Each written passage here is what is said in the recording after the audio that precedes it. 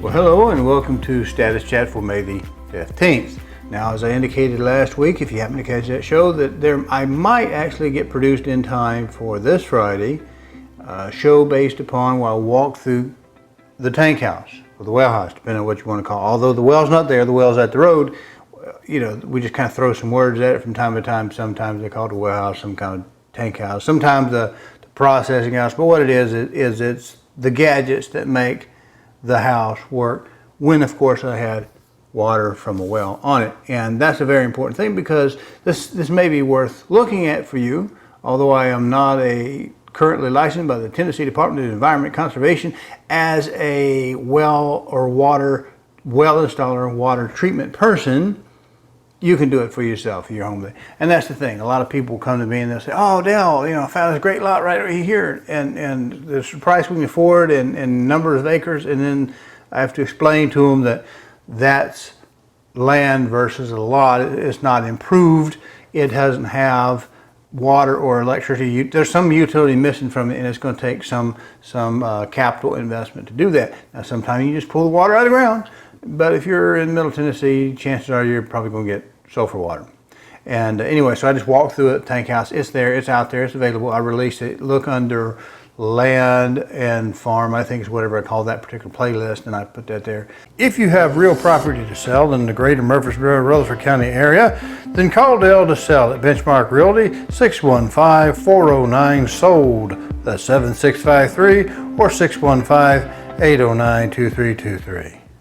Status chats are just something kind of new, and this week I want to run through some information. I'll put up for you three charts, but before we do that, let's talk a little bit about the elephant in the room. Still, we're hearing that this coronavirus, people are beginning to open up. We're seeing great things with that. I told you I thought we'd bounce back.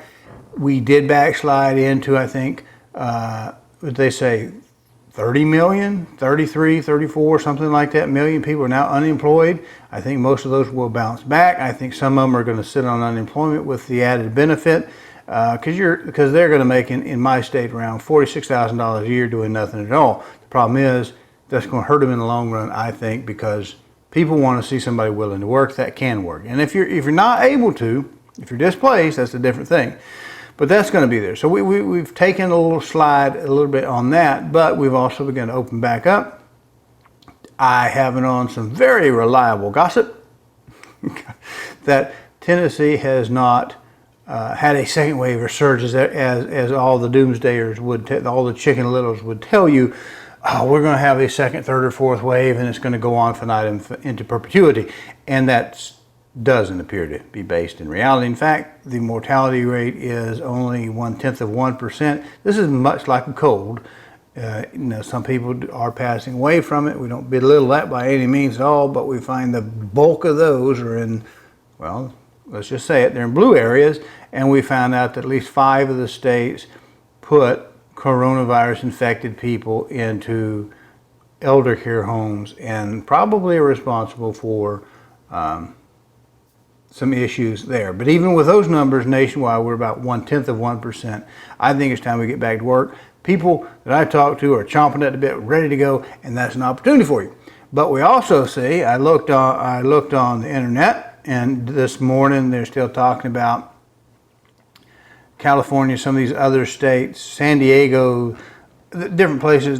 They're looking at, well, we're not going to let people out of their house. We're not going to have a normal until we get a cure for this virus. And unfortunately, you don't cure a virus, you kind of treat the virus.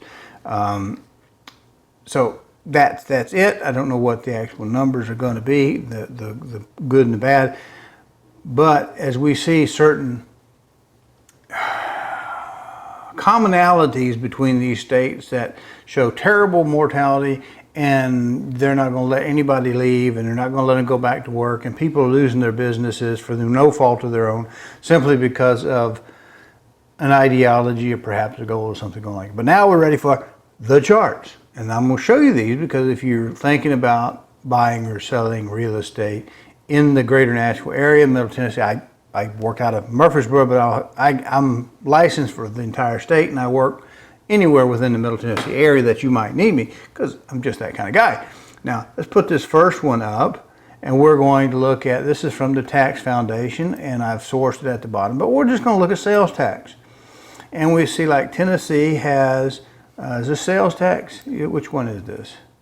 Yes, okay. With sales tax, and we look at the usual places. The places that charge the most in taxes are the most insolvent. Yeah, because if all you got to do is just go out there and take some money from somebody else, like going to ask Daddy to bail you out, you'll never learn how to balance your budget. And we'll see that some of these states, when you look at the numbers, I'm not going to mention any names, but you can see the outrageous numbers that they're charging for sales tax. Now, we also look back at states that have income tax because they kind of work together. It's not just one, it's the other. And when I look at this next one here, individual income tax rate, there's one large state out in the West, and its income tax is 13.3%. And you compare that to Tennessee's, which is technically zero, except that we do tax dividends on like a 1099 would tax that to 1%. So essentially you have all of that. Now we also have, I think, property tax. We're pretty comparable. They're a little higher in certain places. Now, even though the rate is there, what you have to watch out for when it comes to taxes is that the cost of the house, what you get for your dollar, isn't very much, and so you end up running right through the roof. And with a slightly higher tax, you end up with a lot more tax. Now, Metro Davidson County, we've got the good mayor up there who says he wants 32%? Yeah, 32% raise. Now, he'll probably not get that much in property tax, and if the voters will tell him through, the grapevine how they want to get to him, that you're not going to have that, he'll probably let you get back to work sooner. But otherwise, he's going to keep you locked down, and that's just my personal opinion. He'll keep locked down, and he won't do it, because then it'll justify that huge raise, because this interruption is temporary. But that tax increase is forever. So we have to keep that in mind. Now, if I come back and I I think we've looked at all three charts by now. We see tremendous cost in other parts of the country. And because of that, Nashville, Murfreesboro, Franklin, the Middle Tennessee area is a magnet for people trying to escape that burden. And that's where our customers are. So where other parts of the country may end up having a much worse time in an upcoming recession, if that's what we in fact do have, it's still looking good in our area. And that's what I want to talk to you about. I want you to look at these charts. I'll scroll back through them again so that you can kind of get an idea, because that's where your customers, potential customers, the people who might want to buy your house, when you list it with me, there's where a good chance that they're coming from these other areas. We're bringing people in. We have a net gain in our area where other places are beginning to see some net losses. So the future looks pretty good. It's not perfect. We still have a lot of people struggling, but I really honestly believe it's going to get better pretty quickly. We see Florida and Georgia have opened up quicker than Tennessee, and they're not seeing any rebound or whatever. So as soon as people feel that deep in their heart that we're going to be okay, consumer confidence, I believe, will come back in, and buyer confidence, which looks like it's rippled a little bit, but we're still doing, I think, pretty darn well better than a great deal of the nation. So anyway, that's the status chat for May 15th, 2020. Thank you. Have a great day.